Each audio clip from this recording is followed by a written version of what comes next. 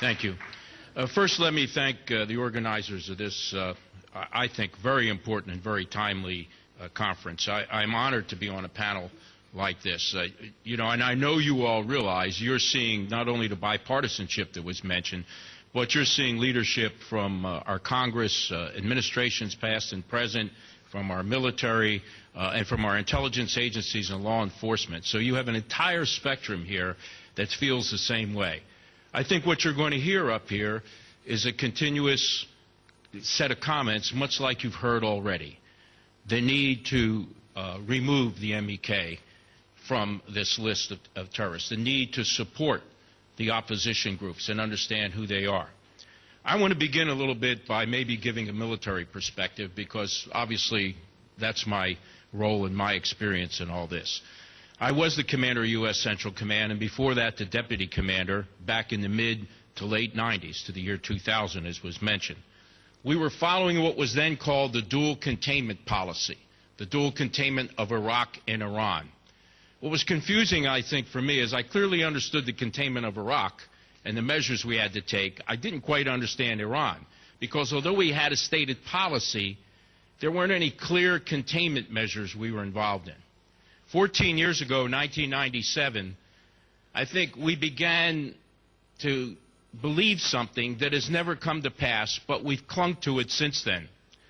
We began to believe with the election of President Hatami that maybe things would change. I remember President Clinton trying to get a grasp and understand if there was real change and a real opportunity. A number of us met here in this town from State Department, from Department of Defense and other agencies, looking to see what our judgments were on this, and looking to see what we could do to see if there would be a reciprocation. If you remember back in those days, we took small steps. We lifted the restrictions on carpets and pistachio nuts. We sent wrestlers and other kinds of social interactions.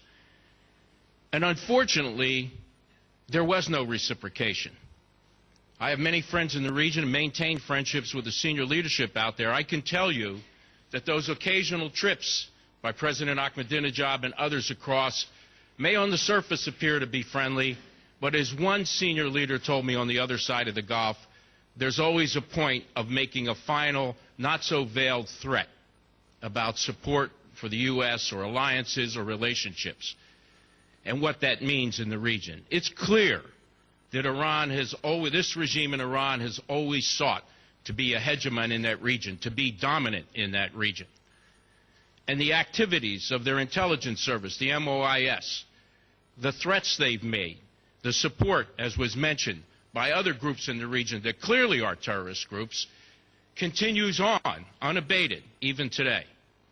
I'm shocked and surprised that we still chase this illusion that there can be a meaningful dialogue with the regime that has been described, even by our current Secretary of State, as not only religious fanatics, but the criminal activities of the Islamic Revolutionary Guard. It has become a corrupt military regime.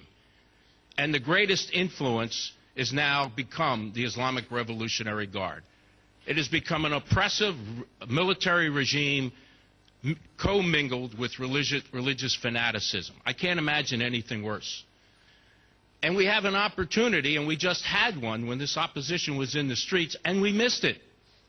We put the mute button on. What is amazing about this opposition, and I've met with many dissidents from inside Iran that managed to get out and quietly meet and talk about the situation, what has impressed me the most is how great this movement is. It is not singular. It is not only political.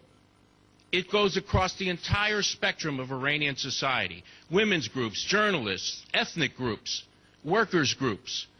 It represents every aspect of society that feels the pressure of this regime. Lack of freedom of speech, lack of the ability to fulfill their destiny, lack of a voice in their own political system. Lack of fairness in the way they're treated because of their ethnicity. And so we have a broad-based opposition movement, which usually means they would be most successful because the entire society is displeased with the oppression they face. The opportunity was there and still is there to bring light, like happened in Poland, to this movement. Who are they? What is their suffering? Pressure from the world begins with putting a light on the kind of oppression that occurs and the actions of the opposition movement, the courageous action to resist it. We've missed that before. And we've got to change our policy and our attitudes toward the opposition. What was strange about that dual containment policy is how much we emphasized supporting the opposition in Iraq and the Iraqi community outside Iraq. And I would offer to you that sometimes we didn't make the best choices there. And they did not have the kind of support